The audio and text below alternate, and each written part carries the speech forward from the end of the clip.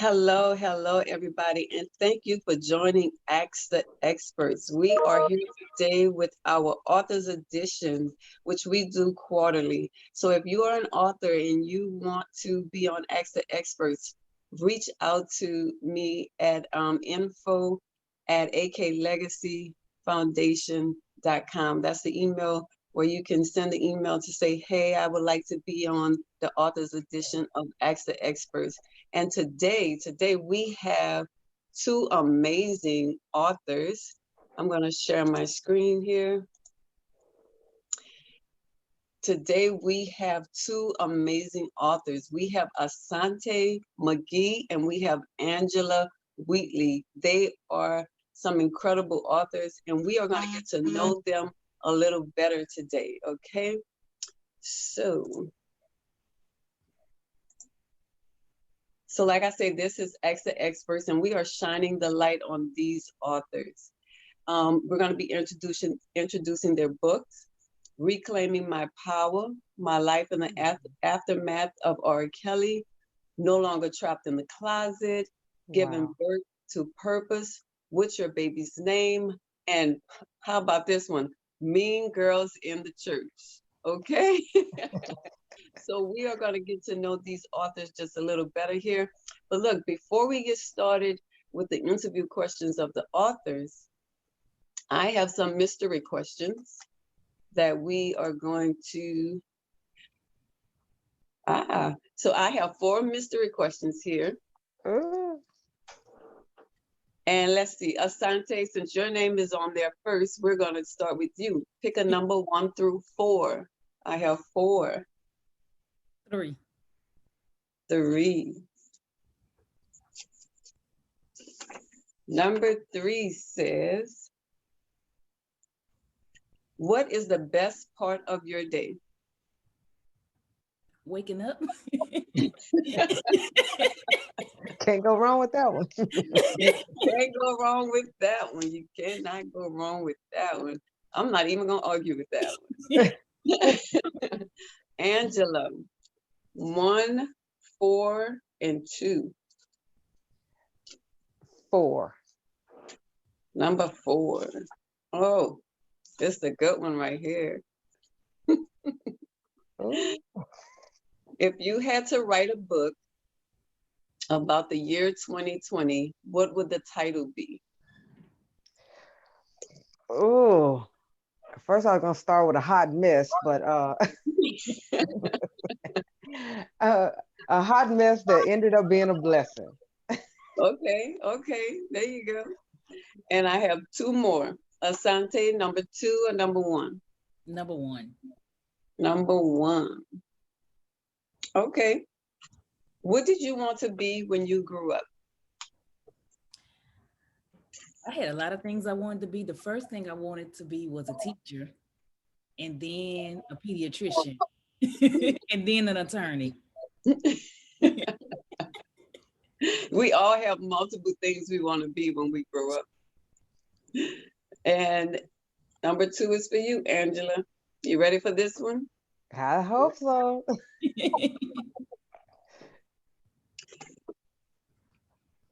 What's for dinner tonight? Oh, that's easy. A sandwich or maybe cereal. I am an empty nester. I can make a sandwich. I don't have to cook anymore. Oh, see, that is lovely. We're empty nesters too, but I have a husband and he likes to eat. So I have to. So it's just me. So I'm like, I just want cereal and I'm done. Okay. So look, we are going to highlight Asante McGee right now. And this is her 2 amazing books, Reclaiming My Power and No Longer in the Closet. Asante is an author, an advocate, a motivational speaker, a business owner. Am I missing anything, Asante? No, I think that's about it. And then I just started a nonprofit last year. So actually 2019. Okay. So while we're here on you, why don't you just give the audience just a brief summary of who Asante McGee is? I'm originally from New Orleans. I have 3 children. 2 grandchildren. Um, I love to talk, but seriously, I am an advocate, executive. I currently own an HVAC plumbing business. So I'm in the mid-southern world. I'm currently in the process of starting a trucking business as well. And like I said, I have a nonprofit, which is Gas the Fuel Behind the Fire. I named that after my 3 kids. The purpose of Gas the Fuel Behind the Fire is to help men and women that go through domestic violence, because a lot of people don't realize that men is abused as well as women, and it's more than just physical abuse. I want to start a transitional housing to help those that trying to escape abuse, and that transitional housing so they could be able to get on and transition to their own lifestyle of a healthy living. My goal is to reach out to as many young women and men to make them aware of abuse is not just physical abuse, and just let them just share my story about me dealing with R. Kelly and the things that I've gone through, and everything that glitters is not always gold.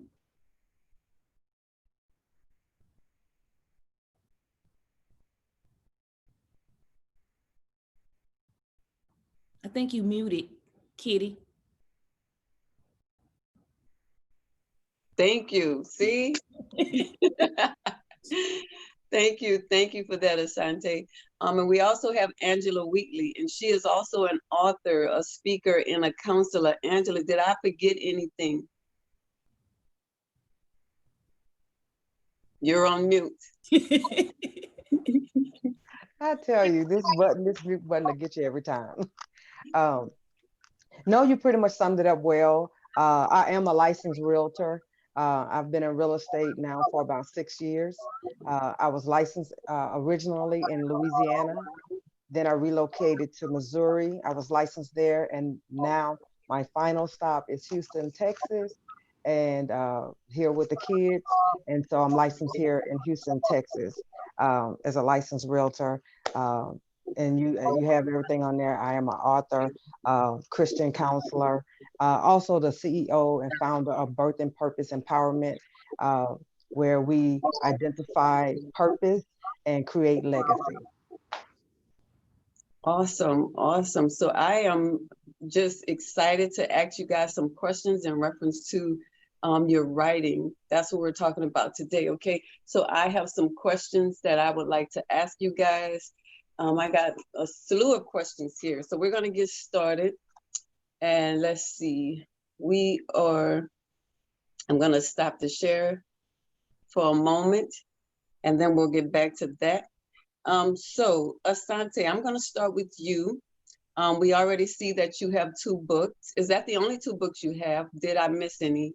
No, that's the only 2 books I have for right now. Okay, so when you're writing, do you have any written rituals that you enjoy when you sit down to write? Well, my first book, to be honest, it was a rushed book because of my situation coming out to the public. And I received a lot of backlash after the Surviving R. Kelly aired. And so Mm. that I needed to defuse myself. So I rushed to writing the first book, which is No Longer Trapped in the Closet. And looking back now, I realized that I should have never rushed it to try to prove other people or to tell my side of the story or defend myself. So that's why I came out with Reclaiming My Power, to give people what they really wanted to know about Asante and take my time with writing it. So it was no written ritual for me. It was just something that was at the spirit of the moment. The first one, but the second one, I took my time and had it thought out properly. Okay, okay. That is good. That is good. Yeah, sometimes the first book can be like trial and error. Um, but then, like you say, you sit down and take your time and write it and give the people, some quality stuff. So that's good. That's good. We always can learn from the first of everything, not just writing a book, the first of everything we learn from.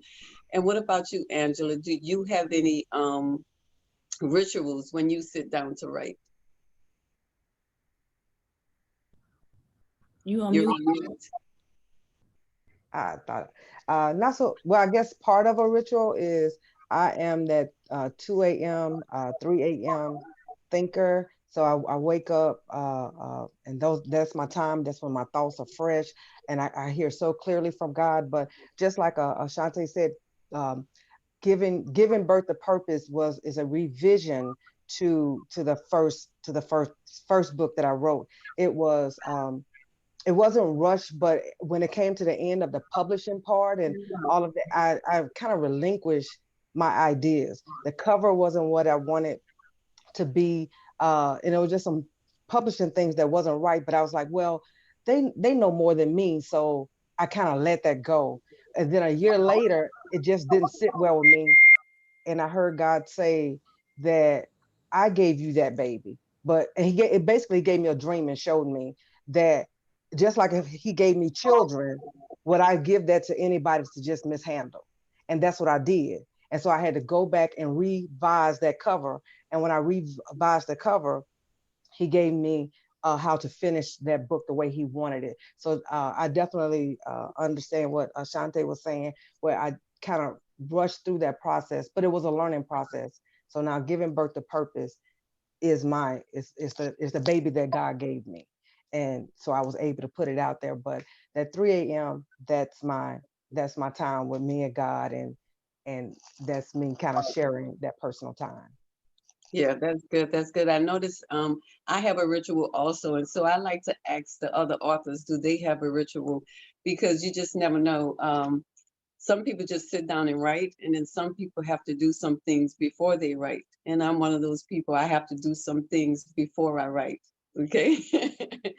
Okay, so let's see. What are some critical lessons you learned as an author following the release of your book? Like when I say critical lessons that you learned, like it could be some publishing issues that you learned, or just the whole launching process. Like, is there any critical lessons that you learned that you can share with someone else who's thinking about writing a book? Any one of y'all can answer at this time. Uh, I can say, you're as an author, you're excited about your work. You're excited about it, and you just think, man, you put out there, I am a published author. My book is released, and you just think everybody's just gonna swarm to your new book. Not so much.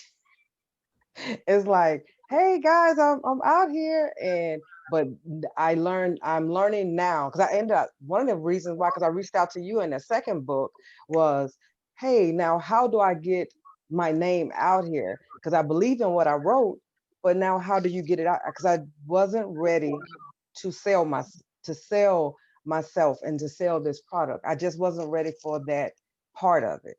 Um, I was always used to supporting other people, but now you're putting yourself out there, and you have to build relationships where people trust you to buy your product. And I just was not ready for that in the publishing thing. I thought when you wrote the book, you put it out there, and it's just gonna zoom.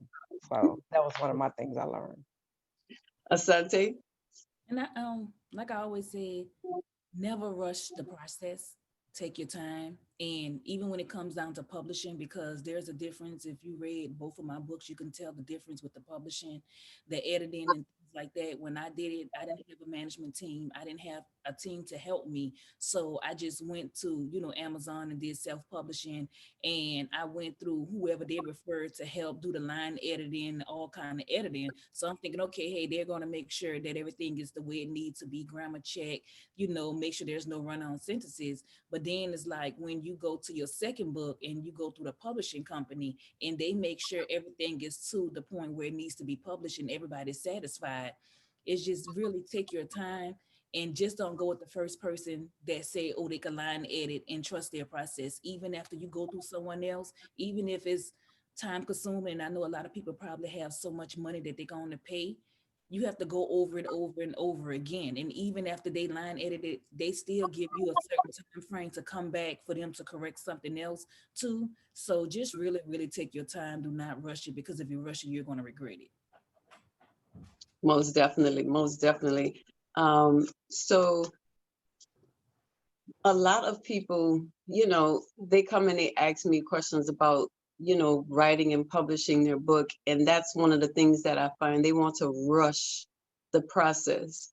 And I'm telling them it's a process. You have to first write the book, you know, get the ideas down, write the book, and then you have to format the book, and then you have to get the book edited. But they just want to write the book and just run with it. And then they want people to, you know, buy it and be satisfied with it. I've dealt with some people like that have rushed the book, and then it's time to go back to correct the book, and now you don't want to go through the process of correcting the book, and so you just leave it out there like that, which I find to be very unprofessional. Because when we put a product out there, we want it to be the best product that it can be. Because when we buy products from other people, you know, if it's not to our liking, we want to send it back. And so we don't want to give people just anything. And we want to make sure that what they're reading is quality information, right? So how many pages, Angela, is your book? You have 2 books. Tell us how many pages are your book. Uh, the first book is about 115 pages, and then the second one I think is about probably about the same, about 106 pages. Asante, how many pages are your book? My first book, I think, is probably like 96 pages, and my second book is 100 pages. Okay, okay. Well, I was going to ask the question, where did you get the idea to write your book, the type of book? But Asante, we know that you wrote yours out of the pain that you went through. Can you just share a little more about why you wrote the book? I wrote the book because I was in the public eye, and the first book came out because I was attacked a lot by the media. And so I felt that I needed to tell my story, but most importantly, I wanted to let people know about my childhood, my upbringing, to give them a better understanding how, because of the age I was when I was with R. Kelly, why it was so easy for me to get caught up with him. And also I wanted people to know, because they see that I dated him for 2.5 years, and they was like, "Oh, why did you let him abuse you for 2.5 years?" I wanted them to get an understanding that when I was with him for the whole 2.5 years, he did not abuse me until I actually moved in. And there's a difference. So I just felt that I needed people to know that. And then the second book, I came to rewrite the first book, but also give people the journey after coming forward, after the first one came out and after the second documentary came out. They could just ride the journey with me to see how everything happened and what I've gone through dealing with the drugs and how it brought me to depression and different things like that. Okay, okay, that's good. And what about you, Angela? Uh, the first book, Giving Birth to Purpose, was a personal thing. Again, that was my personal time with God that I kind of began to share with the public. But it was I was just at a space where I heard God, like, and this was the first thing. The shirt that I have on was the first thing I heard God say was, "Stop being busy and be purposeful." Because I was just so busy in church, just doing everything that I could put my hands to, but it wasn't purposeful. And then when I heard him say that, "Stop being busy and be purposeful," then that's where that book came from, and it really started to deal with a lot of issues that I had personally. And so in that book, I shared those issues so that if anyone is uh, praying and seeking God, like, what is my purpose? And as we see in this season, everything that people now are looking for purpose. And so that was in 2017, 2016, when God really started dealing with me concerning purpose. And so I was able to share that. And then Mean Girls in the Church, that book came out of a conversation with someone and some personal experience. But we were just having a conversation about people being bullied. And I had this image, I had this visual of how that looks in the church. And we all, and the book opened up with the visual of you going through the cafeteria, like either you've seen a movie about it or you had this personal experience, but you're going through this cafeteria and you just walking down what we call the Green Mile, and you're just hoping somebody lets you sit at the table, but nobody lets you sit at the table. And so it just speaks to influence and how powerful influence is. And God has given us all influence. He has given us a God-given influence, but how we use it makes the difference. You can use it to empower people, make a difference, or you can use it to your own gain and hurt people. And we see that now in our nation. Influence is powerful. And when it's used wrong, we can get some terrible results. So that's where that came from, is just looking at how uh, we tell our children one thing, but our children are seeing us as adults being influenced, whether it be in the church, work life, and they're seeing us as adults give into their influence. But we're telling them, would you jump off the bridge if your friends did? But they're saying you do it in church. They're saying you doing things that you don't even agree with. But we're telling them to not be influenced. So that's where the thought kind of came from there. That is good. That is good. I am looking forward. I don't have that one yet. I have the other one, you know that already. But I'm looking forward to reading that one also. And I'm also looking forward to reading Asante's book as well. One of the other questions I want to ask, what does your family think about your writing, or what does your family think about your book? The books that you have? Are you getting the support? Are you guys getting the support that you thought you would get from family? Asante? For me, I don't. I'm not close to my family. Uh, I've always had a distance with my family. I'm trying to rekindle my relationship with like my cousins and things like that. So as far as either one of my books, I have not had any support from my family, but I've had support from people that's more like family, but they're not blood. And to me, in the beginning, it was a downfall for me because my family didn't support me the way I felt they needed to. No one reached out to me through the journey, but I had to just let that pass and just know that there are people out there that love me and support me no matter what. And blood doesn't always make you family. That's definitely the truth right there. That is definitely the truth. So what about you, Angela? You're still muted. Hit that button. Um, well, one particular person truly surprised me, and that was my baby sister. Where recently, because we have not had the best relationship since our teenage years to our adult years, we have had the best relationship.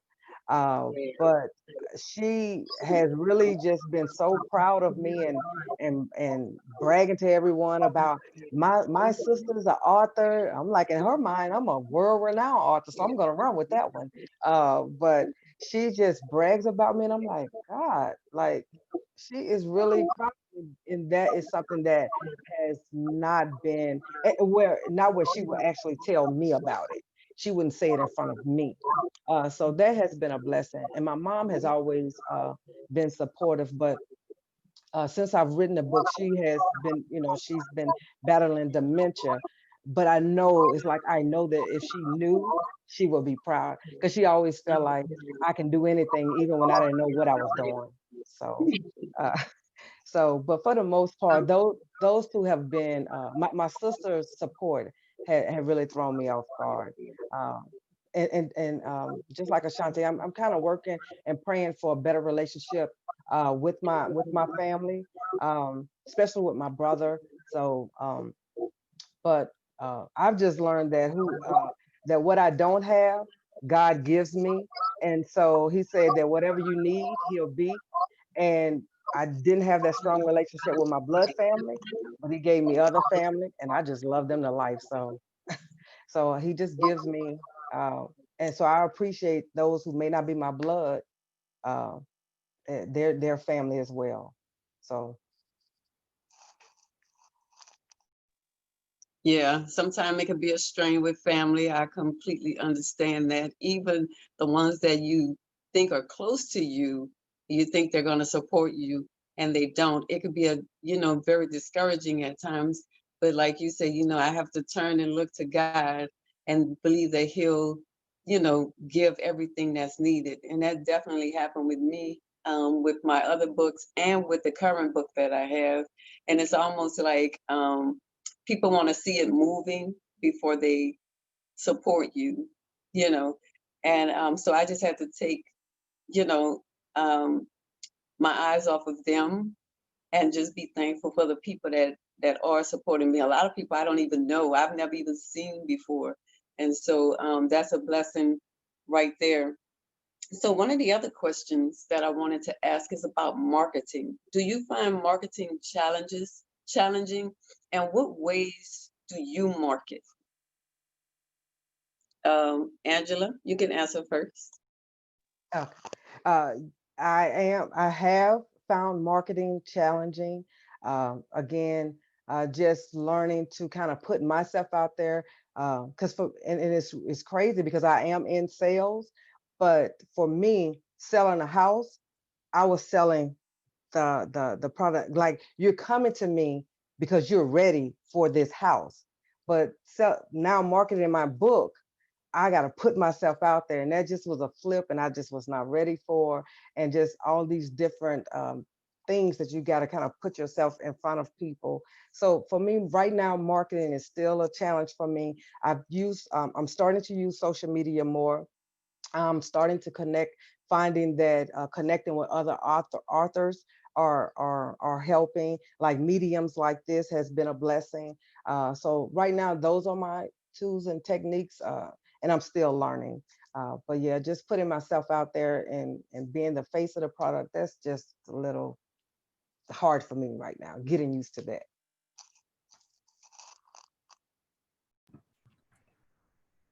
For me, it is hard. Just like Angela said, I'm on social media, but I'm not on social media. I don't like to be in the forefront. So I get, my team tells me all the time, you need to be more active on social media, do lives, get your brand out, you just have to sell your product. And for me, I'm just like, why I just can't sell itself? I just make a post every now and then and do the hashtags and stuff and just go buy the book. My link is in the bio, but I know it's not that easy. So I'm trying to get more active on it. And a lot of people are like, well, you done tons of interviews and different things like that. I guess when I'm doing an interview, it's totally different because every interview I do, I'm nervous. It's never easy for me. But once I get in front of the camera, then I'd be like, oh, okay, I got this. But just being on social media, because I don't know what to talk about. I don't know what to post. So I'll post a picture with a caption or something and be done. So I have to do better with my marketing. And I'm like the out of box kind of person. If I see somebody else doing it, I don't want to do it that way. I want to do it completely different. And so I'll just try all kind of stuff just to see how it works, just to see what grabs people's attention. Because I never was really like to the forefront per se. I mean, I'm talking about as an adult. I'm not talking about as a kid. As a kid, I was like everywhere. I was in every play. I was in, everything. And so as an adult, it's kind of like I like to be behind the scenes. And so, writing the books, just causes you to be, in the forefront. And so with the other books, we didn't have like all of the social media stuff like we have today. So when I wrote Ruth Ready, I was like, okay, I'm researching. I'm like, okay, they say you need a launch team. I don't have a launch team. They say you got to have this, you got to have that. And I'm like, you know what? This is just too much for me. I'm just going to throw it out there and see what catches on. And so, yeah, that it could be very challenging. But the blessing is that we have the social media, that we can reach people all over the world. We can reach people that, besides the people that's just in our circle, we can reach people all over the world. Like when Ruth Ready came out and I gave it some time, just to see, I said, I'm not going to look at the sales. I'm not going to do this. And then I find myself peaking. And then I find this other thing on the site for Amazon where you can see where exactly it went, like all the different cities and states and stuff like that. And so I started getting excited. And I think it's seeing that the book is selling, even if you sold one for the month, it's still, you know, for me, I get excited.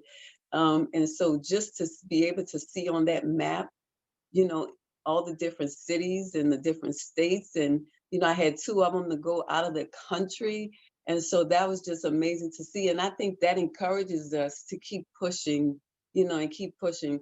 But let me tell you, even if you go with a month without sales or a few weeks without sales, you still have to keep pushing, because somebody is definitely going to pick it up. Somebody is definitely going to read it.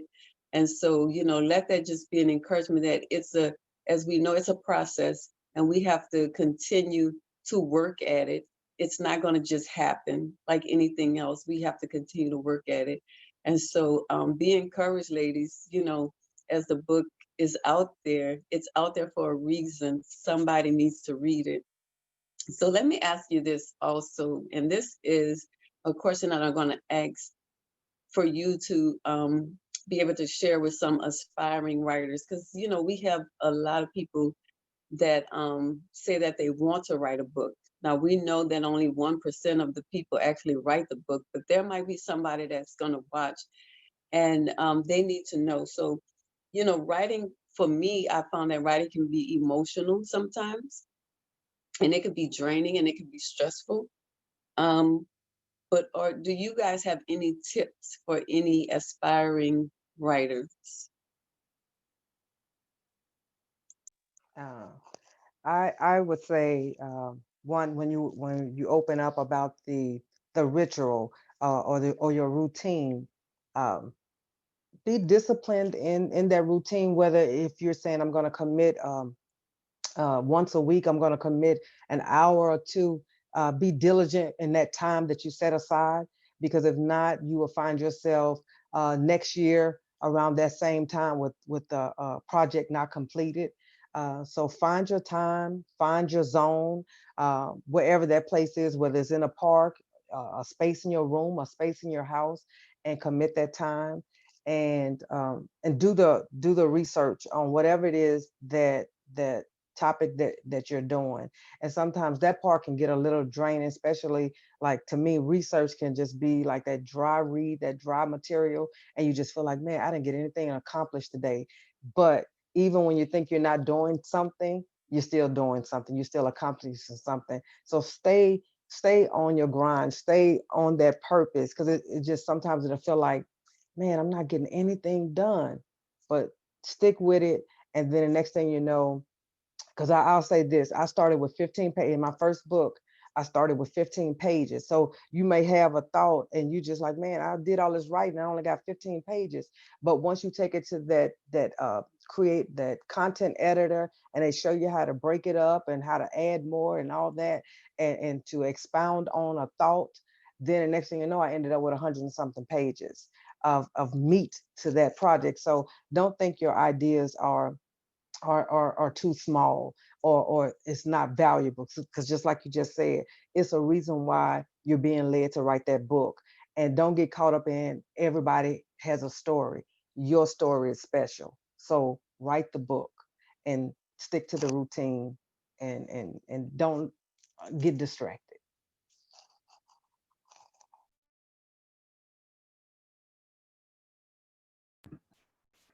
I would say, like Angela said, keep a routine.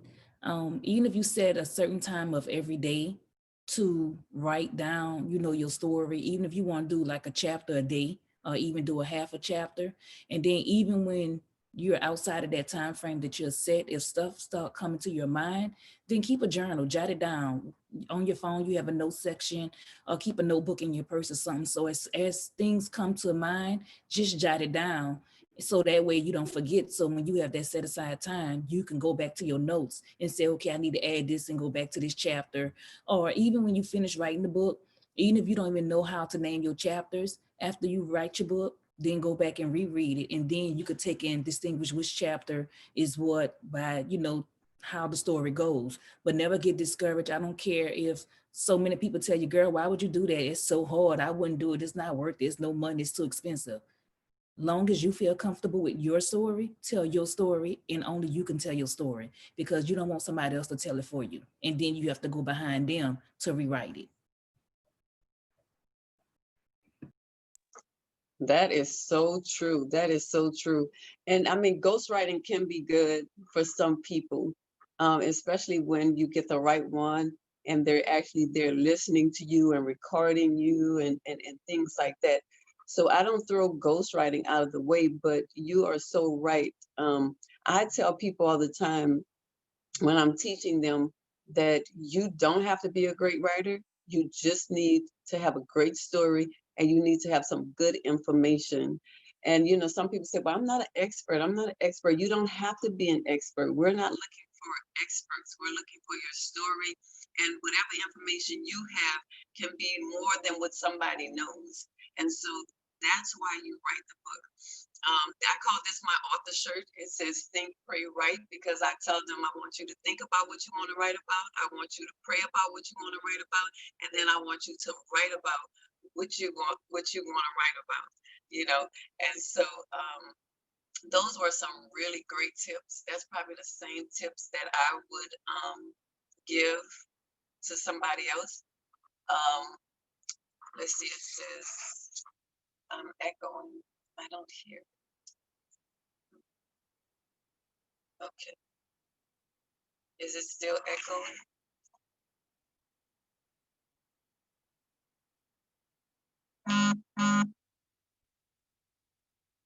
Okay. So I'm just gonna continue. So the last question I want to ask you guys is, what do you hope that your readers take away from your book?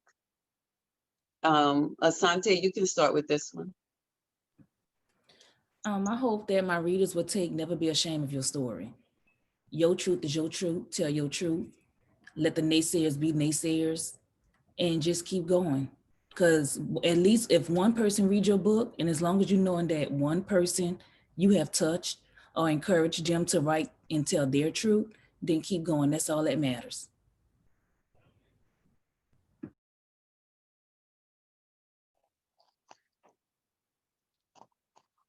Amen. Amen.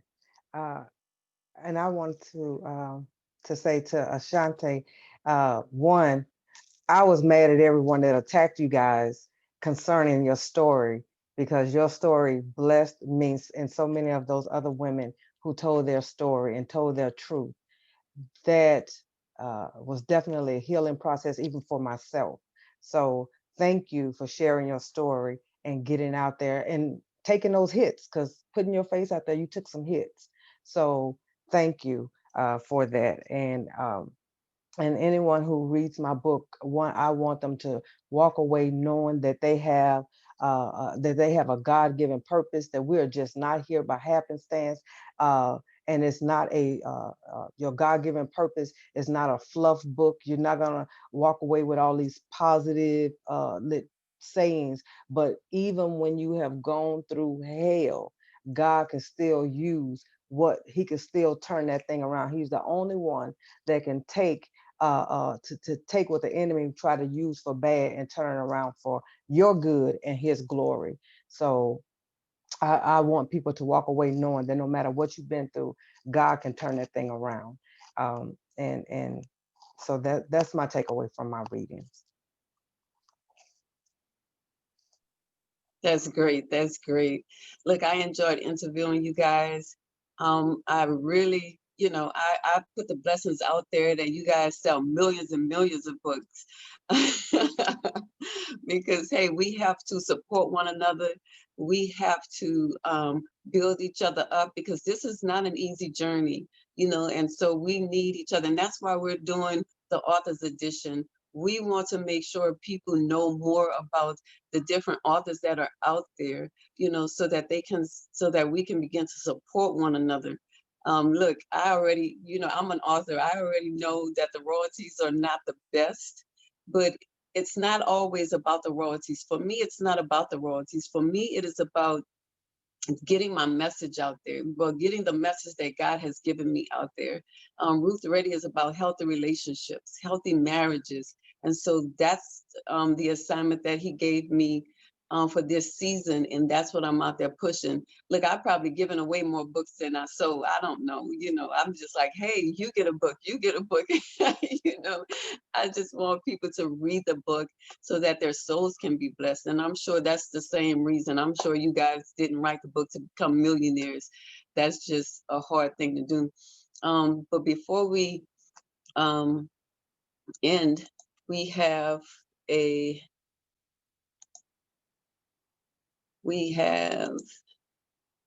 video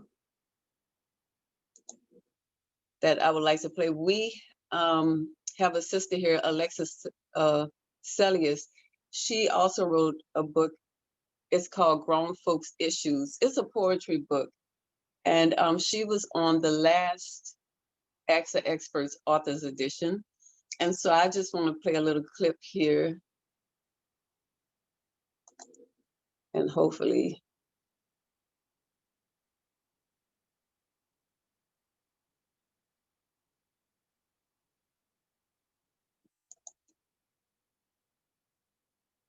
let's see.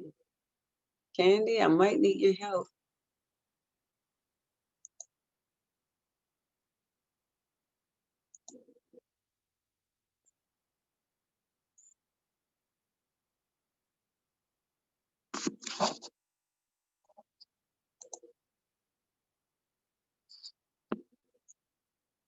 Okay.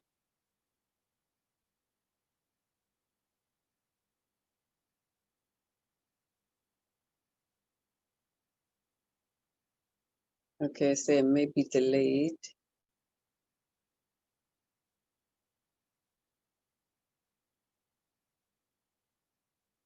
Okay.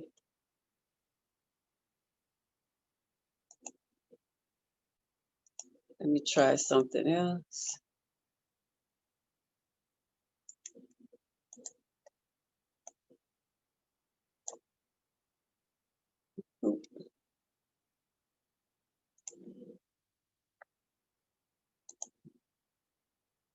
That didn't work.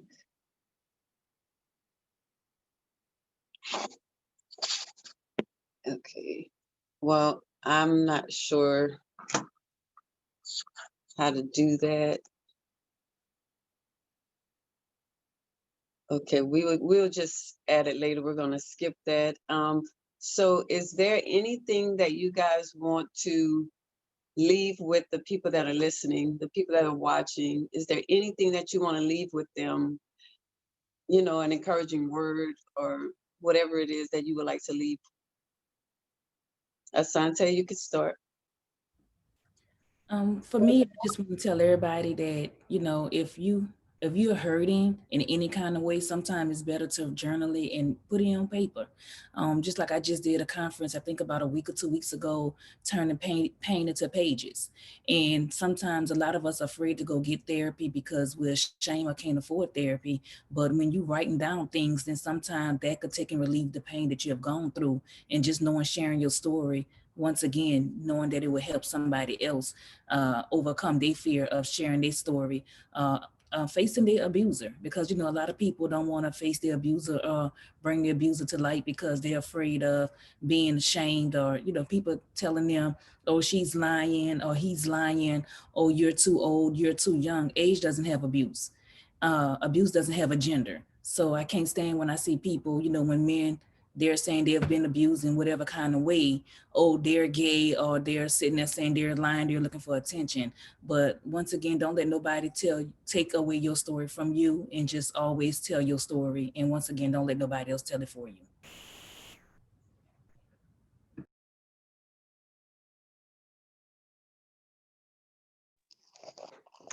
I just have to come behind the preach, because she just done preached the whole thing right there. But don't let anyone, like you said, don't let anyone stop you from telling your story. No one can tell your story like you can. And to stand up to your abuser. That is one thing that's very powerful, that you just mentioned, is standing up to your abuser, because too often we are trained to protect the abuser, and people don't realize that they protect their abusers. So whatever your story is, it may not be what we have written. It may not be what we have walked through, but you have a story, and tell your story. Don't allow the enemy, don't allow people, because most of the time it is people that stops us from doing what we know, what we are called to do. So don't let anyone stop you and to press forward, because there is somebody out there who needs what you have inside of you. You give birth to your purpose, give birth to your baby. God has placed that seed inside of you, and you're the only one that can give birth to it. And when you give birth to it, you bless those around you. Just like when a baby is born, it blesses those around. It's like if a mother holds the baby inside, then guess what? The baby dies, and it can also harm the mother. So the blessing is when you give birth to that thing. So don't allow anything or anyone to hold you back from giving birth to what God has given you. Amen. Amen. I really enjoyed talking with you ladies today. I really did. And those words of encouragement at the end was really, really needed. I'm sure there are many people that are holding back from writing their book because, number one, they might be ashamed. Number two, they might feel some kind of guilt for whatever, the situation is. It might not be something that has to do with abuse. It just might be something else that they're ashamed of, to write about. But, I want to encourage each and every one that has a desire to write, to just go ahead and write it. I mean, it might be a novel. You might want to write a novel and you might think that, hey, I don't know if, my characters are good enough, or if this is, the plot is good enough. But the first thing you have to do is write it. You have to first write it, and then you have to go through the process of getting it the way that you want. Look, there's a lot of people in the field that can help you to perfect it. The first thing you have to do is just start the process, and then it can be perfected after that. I want to thank you ladies for joining us on Ask the Experts, the AK Legacy Foundation. For more information on the AK Legacy Foundation, which Candy Martin is the founder, you can go to the website. The website is www.aklegacyfoundation.org. We have a host of things out there. We highlight different charities once a month.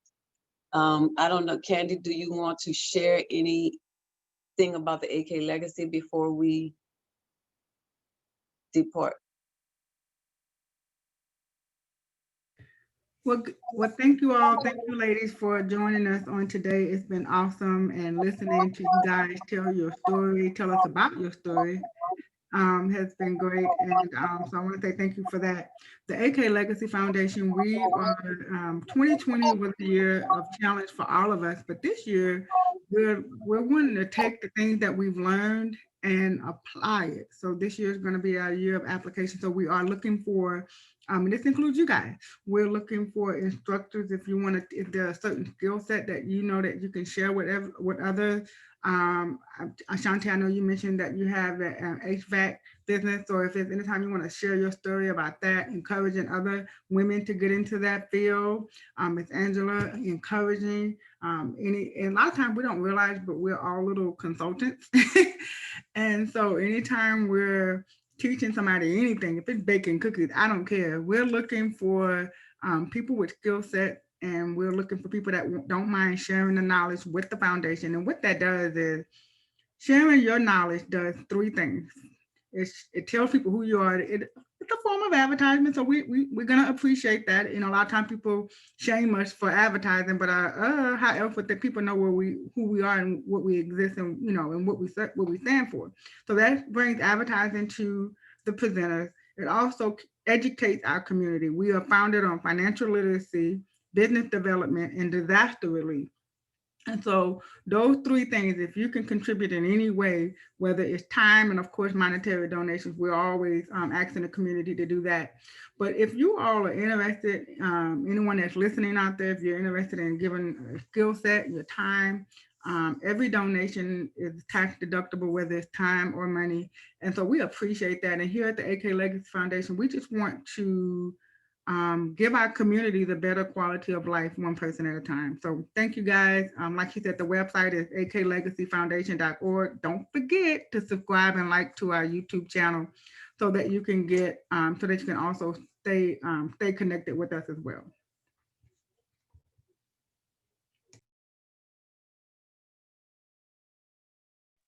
Thank you, Candy. Thank you for that. And with that being said, we are going to end here. Once again, I want to thank you ladies for your time being spent here with us. And I look forward to hearing from you guys soon.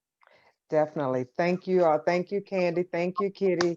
And it was a pleasure being on the program with Asante. But thank you all. And you guys will be hearing from me. I am interested in learning more about the AKA legacy. Thank you, Candy. Thank you, Kitty and Angela. It was a pleasure meeting you as well. And thank you, ladies, for this opportunity. Thank you. See you guys later. Okay, bye.